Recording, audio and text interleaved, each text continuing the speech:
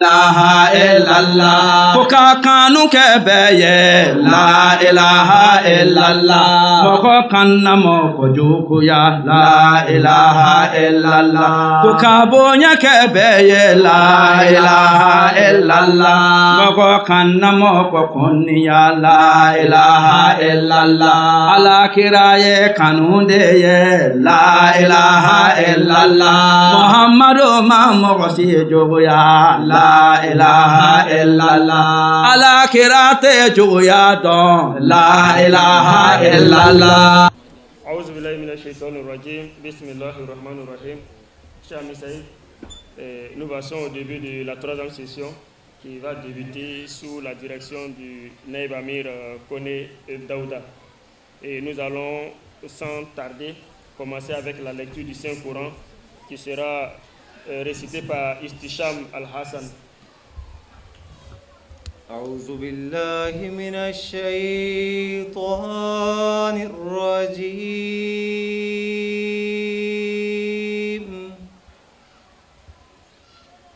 بسم الله الرحمن الرحيم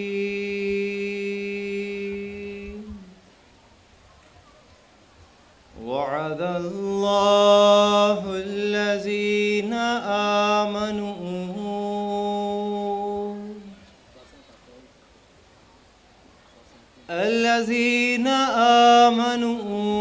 وعملوا الصالحات ليستخلفنهم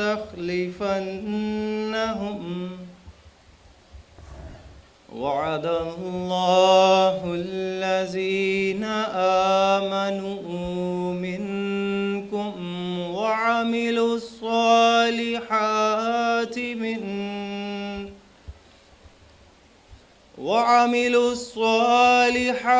ليستخلفنهم في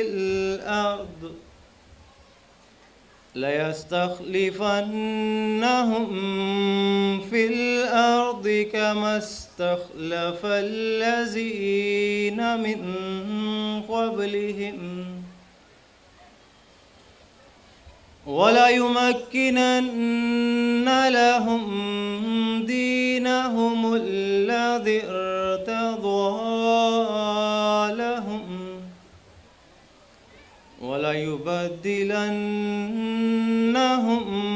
من بعد خوفهم أمنا يعبدونني لا يشركون بي شيئا ومن كفر بعد ذلك فأولئك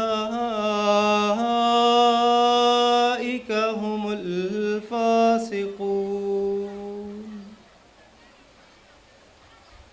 وأقيموا الصلاة وآتوا الزكاة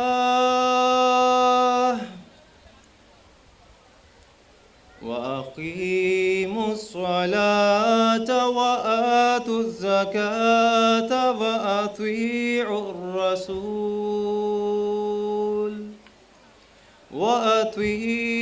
الرسول لعلكم ترحمون. Je cherche refuge auprès d'Allah contre Satan le rejeté. Allah a promis à ceux d'entre vous qui croient et qui font de bonnes œuvres qu'il fera assurément d'eux des successeurs sur la terre, tout comme il a fait des successeurs de parmi ceux qui les ont dévancés, et qu'il établira assurément pour eux leur religion qu'il a choisie pour eux, et qu'il leur donnera assurément en échange, après leur crainte, sécurité et paix. Ils m'adoreront et ne m'associeront rien. Puis quiconque sera ingrat après cela, celui-là sera du nombre des rebelles. Et observer la prière et payer la zakat et obéissez aux messagers afin que miséricorde vous soit faite. Chapitre 24, versets 56 à 57. Merci beaucoup à notre missionnaire Abdussalam Fouris. Nous allons passer. खलीफा के हम हैं, खलीफा हमारा, वो दिल है हमारा, आका हमारा। खलीफा के हम हैं, खलीफा हमारा, वो दिल है हमारा, आका हमारा। हमारा हमारा खलीफा हमारा, वो दिल है हमारा, आका हमारा। जो तल्हा ने हाथों पे तीरों को काया, फिदा हो के आका पे सब कुछ लुटाया। जो तल्हा ने हाथों पे तीरों को काया, फिदा हो के आका पे सब कुछ लुटाया। उसी की तरह हम भी उफ़ना करेंगे, अलमदीन या हमाद का गिरने न देंगे, कि जिंदा जमा का ये इस्तियारा। खलीफा के हम हैं, खलीफा हमारा, वो दिल है हमारा, आका हमारा।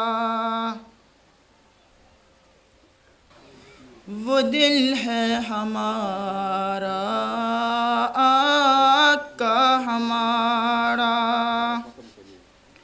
मोहब्बत के नारे लबों पे सजा कर, दिलों में मसीहाई शम्मे जला कर।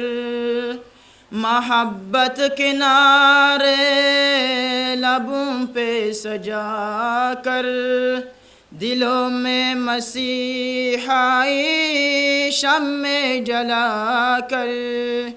ज़मीं के किनारों को रोशन करेंगे, वफ़ाओं पे जिंदा रहेंगे, मरेंगे, करेंगे ज़माने में ऊंचा मनारा। खलीफा के हम हैं, खलीफा हमारा, वो दिल है हमारा, आका हमारा। वो दिल है हमारा, आका हमारा। जो अहदे वफा है निभाएंगे आका, तेरे हुक्म पे जा लुटाएंगे आका। जो अहदे वफा है निभाएंगे आका, तेरे हुक्म पे जा लुटाएंगे आका। न हमको में मूसा की तरहत कहेंगे, कि हम नूरे दीने मोहम्मद बनेंगे। हमें हज़्म हिम्मा अता हो खुदाया, खलीफा के हम हैं, खलीफा हमारा, वो दिल है हमारा, हमारा हमारा हमारा खलीफा हमारा वो दिल है हमारा आका हमारा वो दिल है हमारा आका हमारा। أشهد أن لا إله إلا الله وحده لا شريك له وأشهد أن محمدا عبده ورسوله أما بعد فأعوذ بالله من الشيطان الرجيم بسم الله الرحمن الرحيم الحمد لله رب العالمين الرحمن الرحيم مالك يوم الدين إياك نعبد وإياك نستعين اهدنا الصراط المستقيم صراط الذين أنعمت عليهم غير المغضوب عليهم ولا الضالين إن الله وملائكته يصلون على النبي يا أيها الذين آمنوا صلوا عليه وسلموا تسليما اللهم صل على محمد وعلى آل محمد كما صليت على إبراهيم وعلى آل إبراهيم إنك حميد مجيد اللهم بارك على محمد وعلى آل محمد كما باركت على إبراهيم وعلى آل إبراهيم إنك حميد مجيد. السلام عليكم ورحمة الله وبركاته. Avant de commencer le sujet, je vais demander votre indulgence par rapport à ce qui va être dit, parce que je ne suis pas ni un économiste ni financier, encore moins un comptable. Mais grâce à Dieu, l'islam, particulièrement l'Ahmadiyya, nous a appris au moins à tous ici beaucoup de choses. Qu'Allah nous donne la bonne compréhension sur tout ce qui va être dit, sur tout ce qui va être dit dans ce jalsa. Inch'Allah.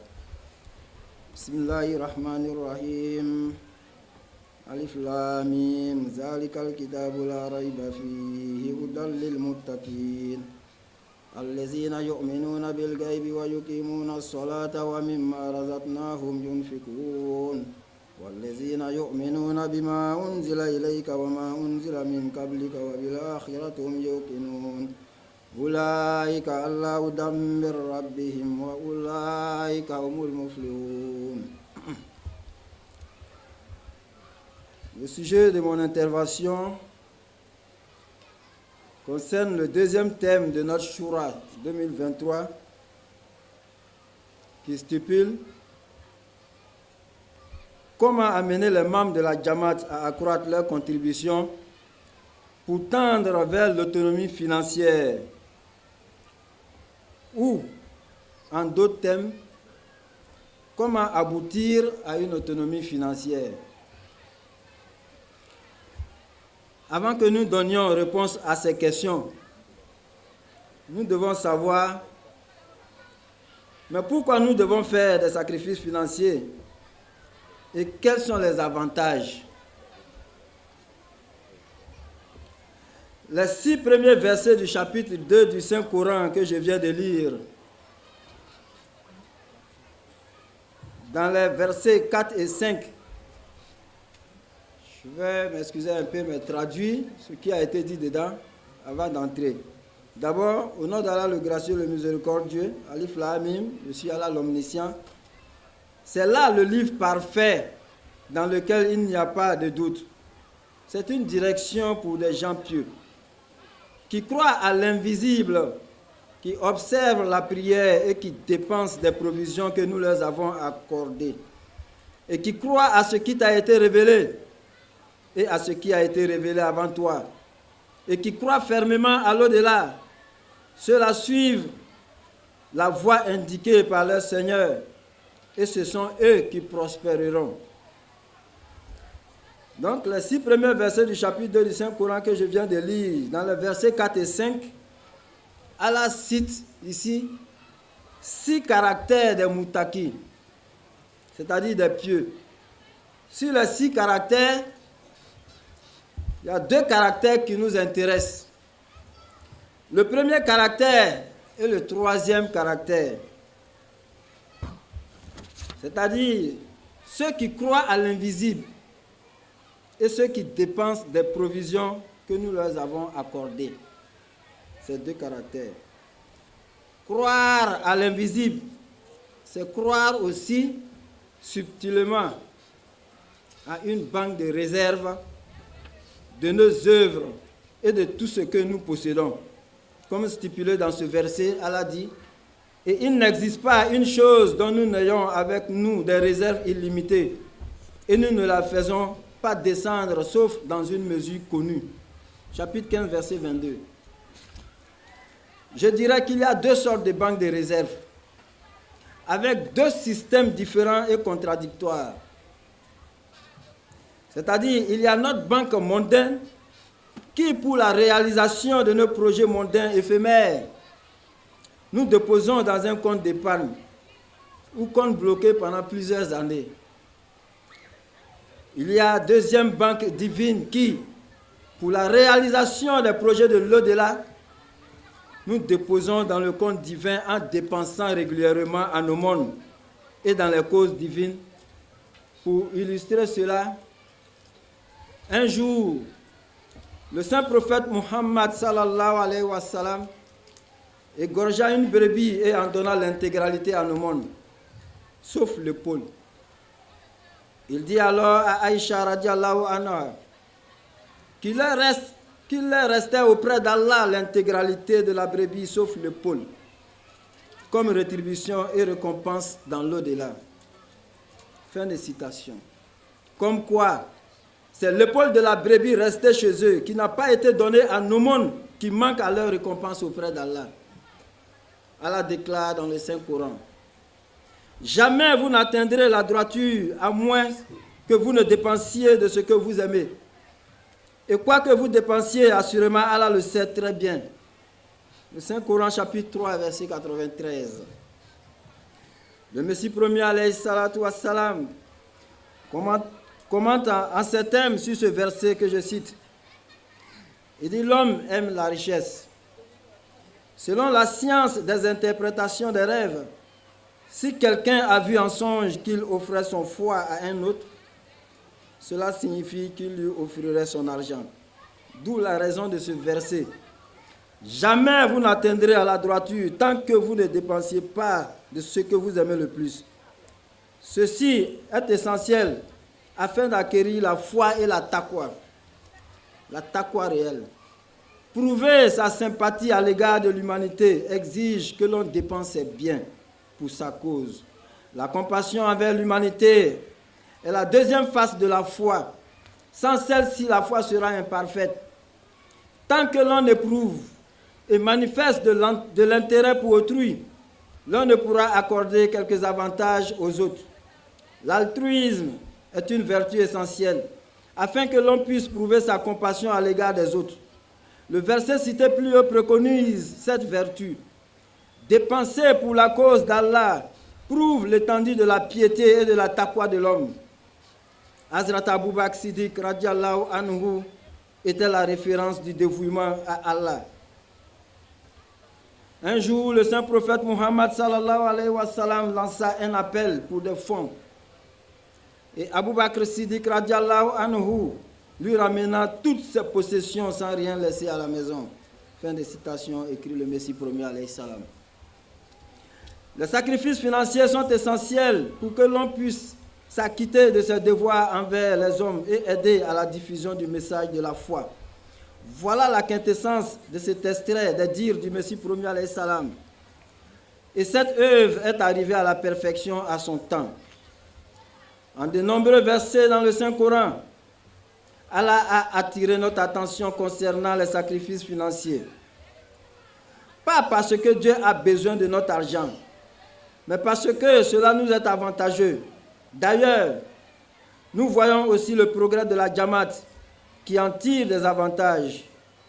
Allah déclare dans le Saint-Coran, « Craignez Allah autant que vous pouvez et écoutez et obéissez. Et dépensez pour sa cause, cela sera plus avantageux pour vos âmes. Et quiconque est débarrassé de sa propre avarice, ce sont ceux-là qui prospéreront. Si vous faites un bon prêt à Allah, il vous le multipliera et il vous pardonnera. Et Allah est très appréciateur, indulgent. Chapitre 64, versets 18 à 19. Décrivant les qualités des croyants dans le Saint-Coran, Allah déclare qu'ils dépensent de leur bien pur dans sa voie afin de mériter son plaisir.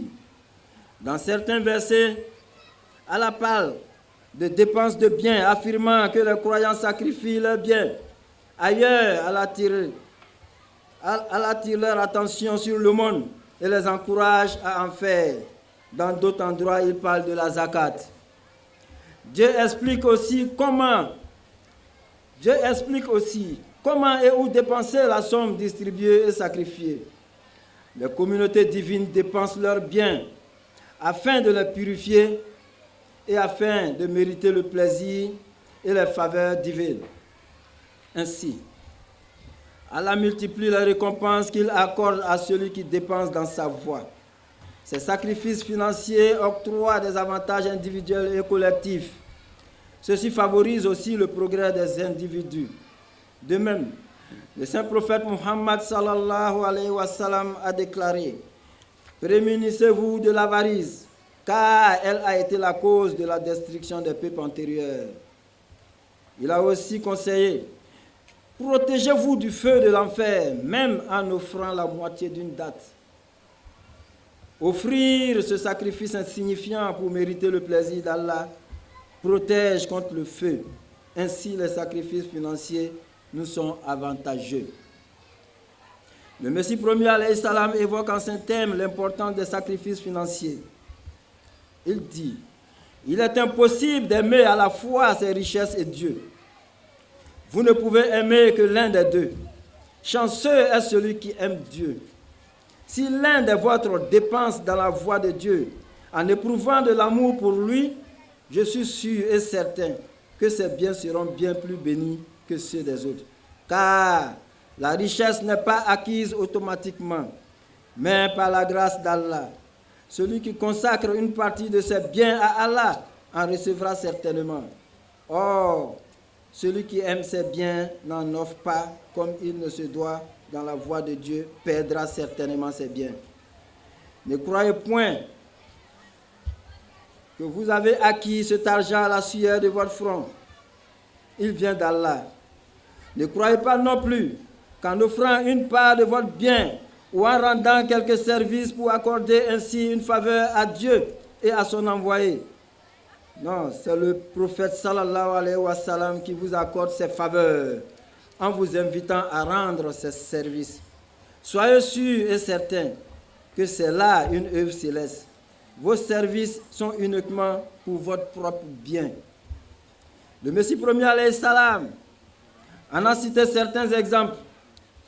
Il dit: l'amour et la sincérité des membres de ma Jamaat ne cessent de m'étonner. Il en est certains qui sont très pauvres, à l'instar de Mia Jamaluddin, Khairuddin et Imamuddin du Cachemire. Ils habitent tous les trois dans le village avoisinant le mien et ils ne reçoivent pour salaire que 3 ou 4 sous par jour pour leur labeur. Or, ils participent dans leurs contributions mensuelles régulières avec beaucoup de zèle. Fin de citation. Par la grâce d'Allah, les sacrifices financiers sont un signe distinctif de la Jamaat du Messie premier alayhi salam. Et pourquoi n'en serait-il pas ainsi? À cette époque, à la lumière des injonctions du Saint-Coran et des dits du Saint-Prophète Muhammad sallallahu alayhi wa sallam, le Messie premier alayhi salam nous a fait connaître de manière particulière l'importance des sacrifices financiers. Les membres de la Jamaat savent qu'il s'agit d'un commandement divin et comment sont dépensées les sommes qu'ils offrent. La mission du Messie premier alayhi salam était d'établir l'unicité de Dieu dans le monde et de faire flotter le drapeau de l'islam et du Saint-Prophète Muhammad sallallahu alayhi wa sallam dans le monde entier. Cette tâche n'est pas ordinaire. Elle est d'une grande envergure. Il faudra transmettre ce message dans le monde. Et pour ce faire, on aura besoin d'argent, bien sûr. Par la grâce de Dieu, les membres de la Jamaat comprennent qu'ils doivent dépenser cette somme dans la voie de Dieu et tentent de fournir ces fonds.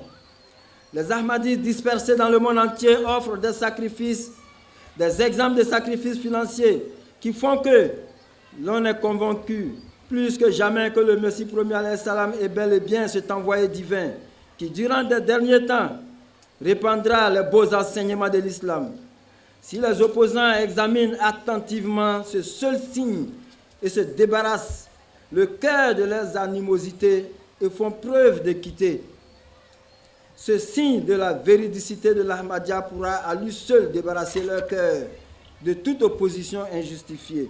Nare Takbir, Nare Takbir, Islam Ahmadiyya, Zindabad. Ghulam Ahmad Ki, Yeah. Nare Takbir. Allahu Akbar. Les Ahmadis dépensent leur richesse pour la cause de Dieu, en pensant qu'ils doivent aider à accomplir la mission du Messie premier alayhi salam et pour faire flotter le drapeau du saint prophète Muhammad sallallahu alayhi wa sallam dans le monde. En effet, Allah a promis aux croyants qu'il retournera au centuple tout bien qu'ils dépensent dans sa voie. Il existe beaucoup d'Ahmadis qui ont pour objectif le plaisir de Dieu. S'ils reçoivent quelques bénéfices mondains, ils considèrent cela comme la grâce d'Allah. Ils pensent attirer le plaisir d'Allah en consentant à des sacrifices et d'embellir leur vie dans l'au-delà. En somme, l'agrément de Dieu est la chose essentielle. Par la grâce de Dieu, quand la Jamaat entame un travail avec ses ressources limitées, Dieu le bénit. D'une telle manière que les autres pensent que les Ahmadis ont dû dépenser des millions de francs sur cette besogne. Mais ils ignorent qu'il s'agit d'argent de personnes pauvres qui sont bénies par Allah et qu'en conséquence, nos moindres actions prennent de l'ampleur. Je voudrais également ajouter ici que lorsque la Jamaat grandit, évidemment, des gens ayant différentes pensées et qui sont notamment moins formés se joignent à la Jamaat. Dans l'esprit de certains Ahmadis, en raison de leur manque de tarbiyat, c'est-à-dire la formation, des questions commencent à surgir. D'autres peuvent soulever des questions, mais pourquoi et pour quelles raisons nous contribuons dans le fond de la Jamaat? Il incombe de prime d'abord aux Ahmadis qui ont une bonne compréhension du sacrifice financier, particulièrement aux titulaires de postes et aux missionnaires de dissiper ces doutes des cœurs des gens. Grâce à leur bonne explication, il faudra créer la confiance dans le cœur des gens. Il leur faut comprendre le but particulier pour lequel ils contribuent et que leurs cotisations sont dépensées à cet effet. Expliquez-leur avec amour ce qu'est l'importance du sacrifice financier. Quelle est l'importance de cela aux yeux de Dieu? Et comment, en retour de leur sacrifice financier, ils obtiennent le plaisir de Dieu? Il faut leur expliquer ensuite où ces sommes sont dépensées. On les dépense pour diffuser le message de l'islam, pour faire tourner notre chaîne de télévision. Tout cela coûte cher. On publie aussi des livres et le Saint-Coran. On dépense ces sommes pour l'éducation des enfants pauvres. On en dépense pour nourrir les affamés. On les dépense pour la formation des missionnaires et pour la prédication, pour construire des mosquées et dans beaucoup d'autres domaines. J'explique cela parce que quand la Jamaat grandit, tous ceux qui répandent le mal et font des insinuations sataniques s'y joignent aussi. Ils tentent de fomenter des troubles et essayent de susciter la suspicion dans l'esprit de ceux qui n'ont pas reçu une bonne formation. Par la grâce de Dieu, j'ai la conviction que les membres de la Jamaat sont fermes dans leurs convictions. Et ils savent qu'on a besoin d'argent pour faire fonctionner le système de la Jamaat. D'ailleurs, Allah nous enjoint de dépenser dans sa voie. Dans un de ses sermons, Ouzour nous dit qu'il existe d'innombrables exemples au sein de la Jamaat des gens qui dépensent pour le plaisir d'Allah, même s'ils ne possèdent rien. Ils le font d'une manière ou d'une autre. Allah ne laisse pas à la perdition de tels sacrifices. Selon sa promesse, Il pourvoit à leurs besoins de là où ils ne s'y attendent pas. Par la grâce d'Allah, même parmi la classe aisée des Ahmadis, il existe ceux qui ont un esprit de sacrifice et ne cachent pas l'argent qu'ils reçoivent. Ils se forcent à en dépenser dans la voie de Dieu. Ouzou continue et dit, les enfants aussi sont conscients du sacrifice. Il s'agit des enfants vivant dans les pays sous-développés. Ils possèdent une telle compréhension du sacrifice que l'on ne voit même pas cela chez les enfants des pays développés. Ouzou donne l'exemple de quelques personnes. À Zanzibar, disons, Hussein Youssouf relate que des enfants jouaient à l'extérieur de la mosquée. Un vieil homme est passé et il a offert aux enfants 1400 shillings pour s'acheter des bonbons. Les enfants ont apporté cet argent à un commerçant ahmadi et ont échangé cette somme contre des pièces pour en faire de la petite monnaie. Tous les enfants sont partis à la mosquée avec leurs pièces de monnaie. Ils avaient échangé des billets en pièces et au lieu d'acheter des bonbons, ils ont offert 100 shillings chacun comme cotisation. Et ils ont pris leur reçu tout heureux. Le commerçant ahmadi a été étonné quand il a découvert que les enfants avaient échangé leur argent afin de payer leur cotisation. Inch'Allah, ce sont ces enfants qui deviendront les fondements solides de la Jamaat Ahmadiyya.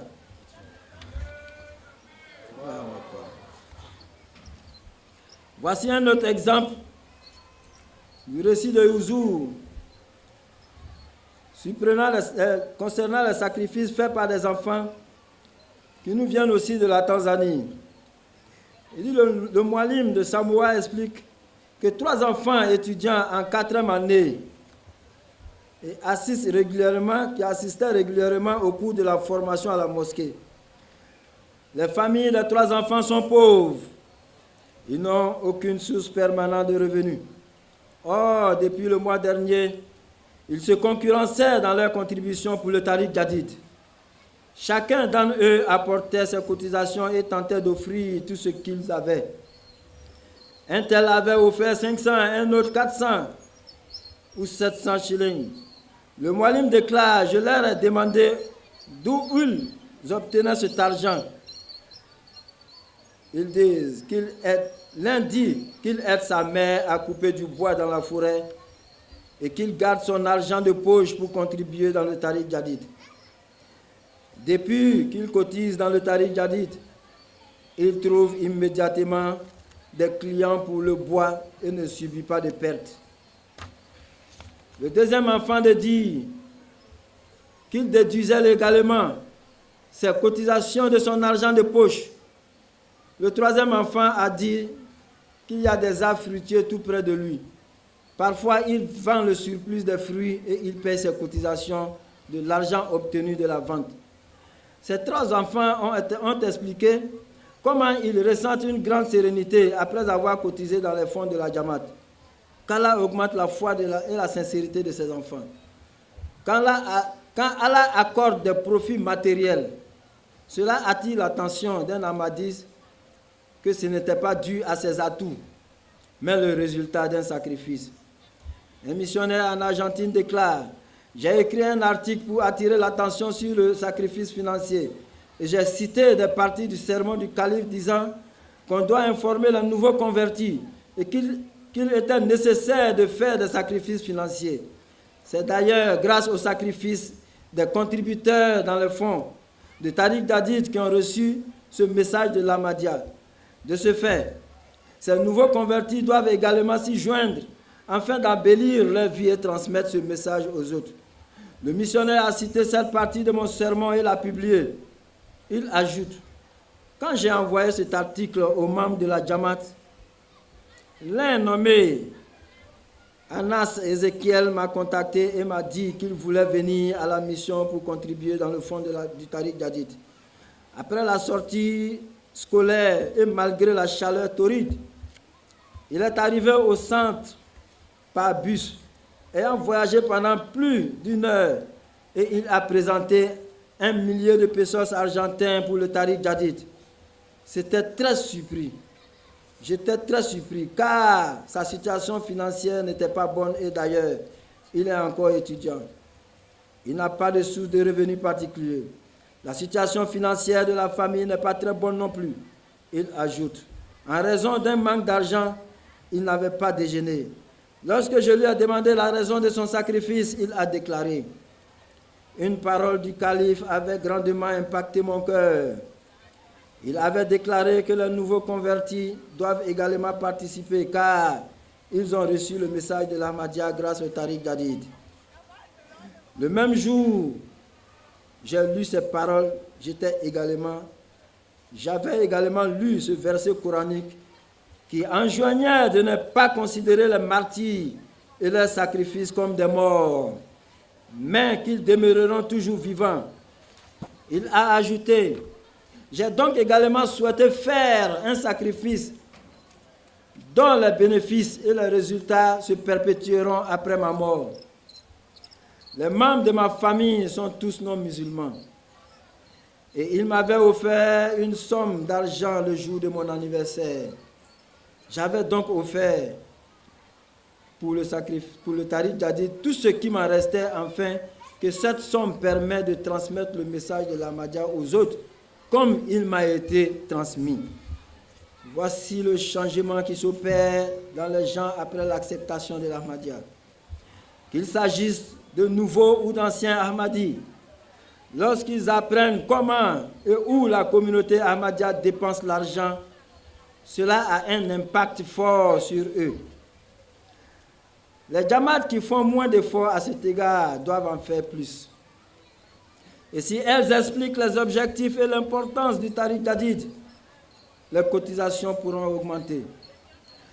Le calife a relaté l'histoire de quelques personnes d'un Moualim du Bénin qui s'étaient rendus dans une Jamaat locale dont le président lui a dit qu'ils sont musulmans depuis longtemps et qu'ils ont fait des sacrifices financiers et ont cotisé dans la voie d'Allah chaque année et ces sommes étaient remises à leurs imams.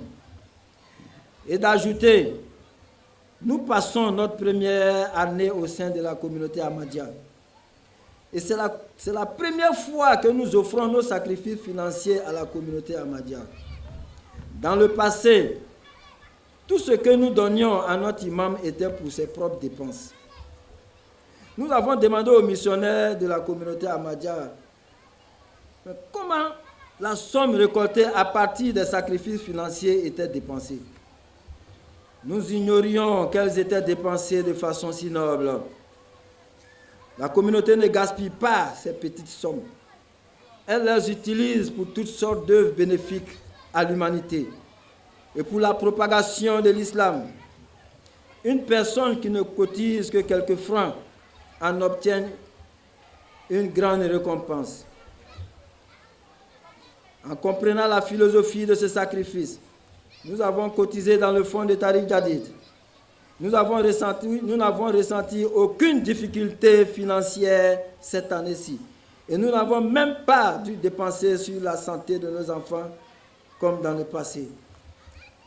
Un plus grand nombre de fidèles est présent pour les salars. Et Allah s'est occupé de notre protection par la grâce d'Allah.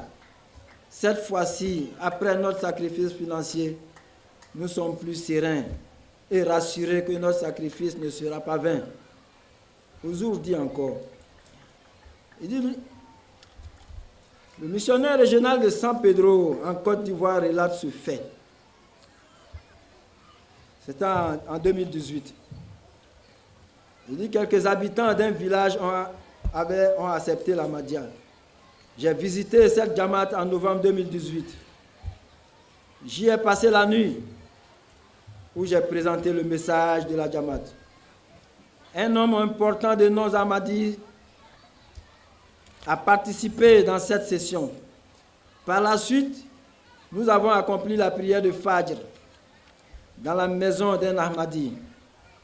Après le Dars, j'ai informé les Ahmadis présents que le mois suivant était le dernier du fonds de Waqf Jadid. J'ai encouragé tous les membres à y cotiser. Après le Dars, ils sont tous partis chez eux. Je me suis dit qu'ils étaient pauvres et que tout au plus, ils offriraient 5 000. Cela aurait suffi, étant donné leur situation. Or, j'ai été surpris par leur réaction. Un Ahmadi m'a présenté ses excuses disant que les récoltes n'étaient pas encore prêtes et qu'il ne pouvait offrir que 17 000 dans l'immédiat. Il a demandé de prier qu'Allah bénisse leur récolte afin qu'ils puissent contribuer davantage. Une dame de la Jamaat du Royaume-Uni relate ceci. J'ai accepté l'Ahmadiyya en 2010. J'ai été chassé de ma maison à raison de ma conversion. Et je n'étais pas employé à l'époque. Et j'étais très embarrassé de ne pouvoir cotiser dans les fonds de la Jamaat. J'ai promis de cotiser à partir de la date de ma bayat, quand j'aurais trouvé un emploi. Quelques mois plus tard, j'ai trouvé du travail et j'ai commencé à cotiser. Grâce aux bénédictions de ces contributions, j'ai reçu 3 augmentations au cours de l'année. Par la suite, ma relation avec mes parents s'est améliorée. Je me suis marié et à présent, j'ai tout ce dont j'ai besoin. Fin de citation. L'islam nous enseigne que celui qui dépense une partie de ses biens dans le sacrifice financier aura ses biens purifiés et augmentés en retour. Oui, mais un économiste profane ne peut comprendre cela. Comment dans mes 100 000 francs j'enlève soit 2,5% comme zakat, ou 1/10 comme wasiya, ou 1/16 comme chanda am, ou 1/100 chanda majlis, ou 1/120 jalsa salana, pour donner comme aumône, et mes 100 000 augmenteront. Comment comprendre cela? Alors que ce n'est pas un investissement dans le domaine commercial. Les financiers et les travailleurs sont là. Ils savent qu'il y a une manière de diminuer ou augmenter les revenus de quelqu'un sans lui retrancher ou ajouter un sou sur son salaire. Il suffit d'augmenter ou diminuer son pouvoir d'achat. Pourquoi nous sortons tous les jours pour aller au travail? C'est pour avoir de l'argent, bien sûr, pour subvenir aux besoins familiaux et d'autres problèmes. La source des épreuves et les solutions de nos problèmes vient d'Allah. Si nous dépensons dans le cadre du sacrifice financier pour l'amour d'Allah, Dieu allège vos problèmes ou augmente vos revenus et le stress sera remplacé par la sérénité. C'est l'exemple du président d'une Jamaat locale du Bénin. Il dit, en comprenant la philosophie du sacrifice financier, nous avons cotisé dans le fonds de Tariq Jadid. Nous n'avons ressenti aucune difficulté financière cette année-ci. Et nous n'avons même pas dû dépenser sur la santé de nos enfants, comme dans le passé. Un grand nombre de fidèles est présent pour la salat et Allah s'est occupé de notre protection. Par la grâce d'Allah, cette fois-ci, après notre sacrifice financier, nous sommes plus sereins et rassurés que notre sacrifice ne sera pas vain. Après l'importance de quelques exemples du bénéfice du sacrifice financier, nous revenons à la question de l'autonomie financière. Comment avoir l'autonomie financière? Nous voulons une autonomie financière. Mais c'est quoi l'autonomie financière? Selon la définition, il s'agit de la capacité de quelqu'un ou d'une structure à être autonome, à ne pas dépendre d'autrui. L'autonomie financière est une notion très complexe et évolutive. Elle se caractérise selon plusieurs dimensions. Ici, nous sommes dans le domaine religieux et communautaire. L'autonomie financière ne signifie pas l'indépendance financière, mais elle pourra à l'extrême être, théoriquement, du moins conçue ainsi. Elle peut être aussi, à l'inverse, une cause d'amélioration de la soutenance des finances de la Jamaat. L'autonomie financière est de ce point de vue limité par le respect de l'équilibre budgétaire, mais avec la particularité que les ressources d'emprunt peuvent intervenir dans cet équilibre. Comment atteindre l'indépendance financière, ou du moins amélioration financière? Il faut un plan financier pour bien définir nos objectifs pour la Jamaat et ensuite de choisir les meilleures solutions pour les atteindre. Deuxièmement, le budget personnel. C'est la représentation de nos activités financières pour une période donnée au sein de la Jamaat. Le plus courant est le budget annuel. Combien nous payons par an? Ça nous permet de comparer nos avoirs et nos dépenses. Mais le plus important reste qu'il faut le maintenir à jour et l'adapter sur le long terme. Il faut garder en tête que notre plan financier est destiné à évoluer dans le temps. 3. Motivation d'un fonds d'urgence ou don de matériel. Lorsque l'appel est lancé pour la réalisation d'un projet de la Jamaat. 4. Réduire son train de vie, comme quand Hazrat Muslim Maud Mirza Bashiruddin Mahmoud Ahmed avait lancé le plan de Tariq Jadid. L'un de ses directives primordiales était de réduire la quantité de ce que nous mangeons afin de mettre quelque chose dans la caisse de la Jamaat. L'engagement des femmes était de renoncer à la confection de bijoux ou de réduire les dépenses dans ce domaine pour effectuer des sacrifices financiers. Quelle est notre situation financière actuellement? D'abord, notre situation financière, notre situation est comme deux coureurs dont entre le premier et le second, il y a une distance de 10 km. Ces deux coureurs vont au même rythme. Mais comment le second coureur pourra-t-il rattraper le premier, voire même le dépasser s'il court de cette manière? Pour réaliser cela, il y a deux options. Soit le premier coureur réduit sa vitesse, ou soit le deuxième coureur augmente sa vitesse. Notre budget de dépenses est 10 fois plus que notre budget de revenus. Alors, pour réduire l'écart entre le premier, qui est le budget de dépenses, et le second, le budget de revenus, le second doit redoubler d'efforts. Ne pensez pas que l'islam a traversé l'Arabie jusqu'à nous avec l'argent de la zakat, qui est payé sur le capital annuel. Ne pensez pas que la Jamaat, que l'Ahmadiyya nous est parvenue à travers les différents taux de contribution, je dirais. Mais comment tout ceci nous est parvenu? Nous devons souvent aller au-delà du taux fixé, comme Hazrat Abu Bakr Siddiq et les Sahaba du Saint-Prophète Mohammed sallallahu alayhi wa sallam ont fait dans les premières heures de l'islam.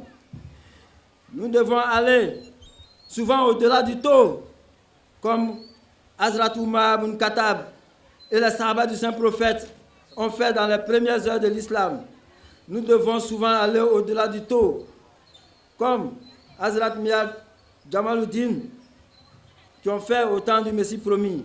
Nous devons aller au-delà du taux fixé, comme les disciples du Messie promis ont fait.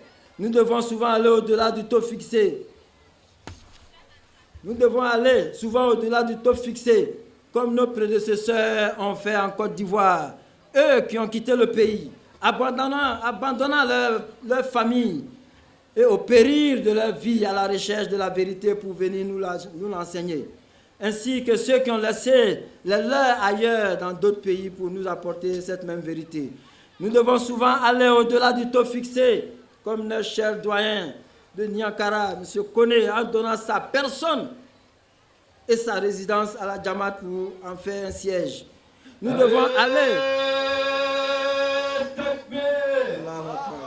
Islam Ahmadiyya Côte d'Ivoire. Zindabad. Nous devons souvent aller au-delà du taux fixé, comme le frère Koulibaly Rundagoville, qui s'est donné et a mis son logement à la disposition de la Jamaat, etc., etc. Il y a d'autres à l'intérieur du pays qui vont au-delà du taux fixé avec leurs biens et leurs personnes. On ne pourra pas les nommer tous, qu'Allah soit leur récompense. Sachez que les paiements des différentes contributions au taux 1/10 comme voici un 16e, un 120e, etc., n'est que le minimum fixé pour l'amélioration de notre contribution financière, alors que nous avons environ 25% des membres qui payent leur contribution financière selon le taux. Environ 45% ne payent pas selon le taux. 30% ne payent même pas de leur contribution financière. Je dirais donc que même si tout le monde, tous les membres payaient au taux normal fixé, on aurait atteint les 50 à 55% de notre budget de dépenses. Or, le budget de dépenses est évolutif. Pour atteindre l'autonomie réelle, commençons à payer selon le taux et après aller souvent au-delà du taux. Pour finir, je dirais, est vraiment ignorant celui qui pense qu'il a beaucoup fait pour la Jamaat et reste à l'écart sans participer aux activités de la Jamaat. Celui-là, nous prions vraiment pour lui afin qu'Allah le guide sur le droit chemin et lui donne la bonne compréhension. Je m'arrête là et je prie Allah subhanahu wa ta'ala afin qu'il nous donne les moyens financiers et la force de permettre à chacun d'entre nous de faire des sacrifices financiers avec notre bien et notre personne pour la propagation de l'islam et qu'il nous permette de faire des sacrifices financiers avec nos revenus purs, qu'Allah accepte nos prières et nos sacrifices, qu'il soit satisfait de nous ici-bas et dans l'au-delà. Amin, Allahumma amin. Nare takbir, nare takbir, nare